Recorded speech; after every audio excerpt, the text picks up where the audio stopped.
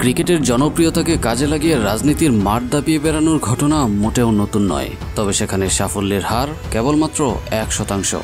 তাও সেটা যদি হওয়া যায় ইমরান খানের মতো সাহসী ও দেশপ্রেমিক। অন্যরা যেখানে প্রচলিত রাজনৈতিক দলের অংশ হয়ে ক্ষমতার লড়াইয়ে মেতেছিলেন, বিশ্বকাপ জয়ী ইমরান খান তখন গড়েছেন নিজেই এক রাজনৈতিক দল, আর সেখানে খেলার মাঠ থেকেও বেশি জনপ্রিয়তা পেয়েছেন তার রাজনৈতিক জীবনে। কিন্তু খেলার মাঠেও বিশ্বমঞ্চে আকাশচুম্বী জনপ্রিয়তার পরেও রাজনীতির মাঠে এসে জাতীয় ভিলেন বনে গেলেন বাংলাদেশ ক্রিকেটের সবচেয়ে বড় দুই সুপারস্টার সাকিব ও মাশরাফি, যাদের জন্য ভক্তরা কঠিন নিরাপত্তা বেষ্টিত লোহার প্রাচীর ভেদ করে ছুটে যায় শুধুমাত্র একটিবার স্পর্শ করার জন্য যাদেরকে নিজের আইডল মানতেন, অথচ তারাই দেশের ছাত্রদের এমন কঠিন সময়ে নির্বাক ছিলেন। একদিকে যখন ছাত্রদের রক্তে গোটা দেশ রক্তাক্ত ছিল, তখন একজন ভিনদেশে নিজের সন্তানদের নিয়ে চিড়িয়াখানায় সেলফি তুলে তা সামাজিক মাধ্যমে আপলোড দিতে ব্যস্ত, আর অন্যজন নাকি ক্ষমতা ও পারিপার্শ্বিক চাপে নিশ্চুপ ছিলেন। আর ছাত্র জনতার বিজয়ের পর ছাত্রদের পক্ষে কথা না বলায় রাগে ক্ষোভে মাশরাফির বাড়িতে আগুন ধরিয়ে দেয় ছাত্রদের একাংশ। অবশ্য এর আগেও যারা নরেল এক্সপ্রেসকে নিজের ক্যাপ্টেন মানতেন, তারাও বুয়েটের মতো বিদ্যাপীঠে মেশে রাখা ছবিকে জোকার হিসেবে ব্যঙ্গ করে তাতে জুতা নিক্ষেপ করেন। তবে এইদিকে সাকিব আল হাসানের জন্য দেশের এমন পরিস্থিতিতে কোনো তোয়াক্কাই করেননি, নিজের মতো খেলে যাচ্ছিলেন কানাডার গ্লোবাল টি-20 আসর। তবে সেখানেও গ্যালারিতে থাকা দর্শকদের সাথে এ নিয়ে সাকিবের কথার দ্বন্দ্ব চলে।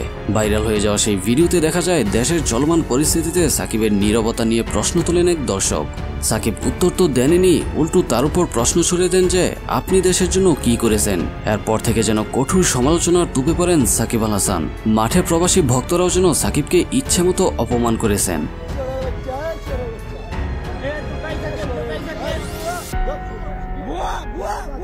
তবে এদিক থেকে কিছুটা ব্যতিক্রমী ছিলেন মাশরাফি।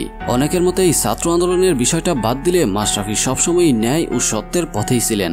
নানা সময় ক্রিকেটারদের পক্ষে ও বিসিবির অনিয়ম নিয়ে মুখ খুলেছিলেন। তার যখন ন্যূনতম রেসপেক্ট খেলোয়াড়ের প্রতি নাই, কিন্তু খেলোয়াড়ের রেসপেক্ট ভেতরে ভেতরে কি আর থাকে? যে মানুষগুলো খেলোয়াড়দের নিয়ে কথা বলে তাদের অবদানগুলো যদি আমি তুলে ধরি, সেটা তো খারাপ হয়ে যাবে। এমপি থাকাকালীন কোনো বিরোধী পক্ষ বিপক্ষ নিয়ে মন্তব্য করেননি, বরং নিজের এলাকা নিয়েই সবসময় ভেবেছেন। নিজের রাজনৈতিক ক্ষমতা দিয়ে কখনো প্রভাব খাটাননি, কিংবা রাজনীতির ফায়দা নিয়ে কখনো নিজের সম্পত্তির পাহাড় করেননি। যা করেছেন নিজের এলাকার জনগণের জন্যই করেছেন। তবে ছাত্র আন্দোলনের শেষের লাইভে এসে নিজের ব্যর্থতার সব দায় স্বীকার করেছেন এবং ঠিক কী কারণে এমনটা করতে বাধ্য হয়েছিলেন সেটাও ক্লিয়ার করেছেন। তবুও অনেকে তাকে সেই আগের জায়গায় রাখতে নারাজ, কেউ কেউ তো তাকে সাদরে গ্রহণও করেছেন।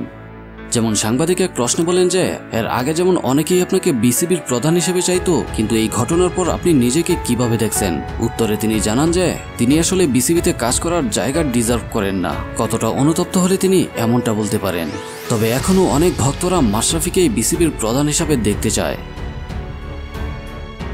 তবে আমার ব্যক্তিগত মতামত হলো, দলীয় রাজনৈতিক চাপে হয়তো তিনি ছাত্রদের পক্ষে কথা বলতে পারেননি। তবে মাশরাফির সবচেয়ে বড় ব্যর্থতা এটা বুঝতে না পারা যায় এমপি মাশরাফির চাইতে ক্রিকেটার মাশরাফির দাম কোটি কোটি গুণ বেশি।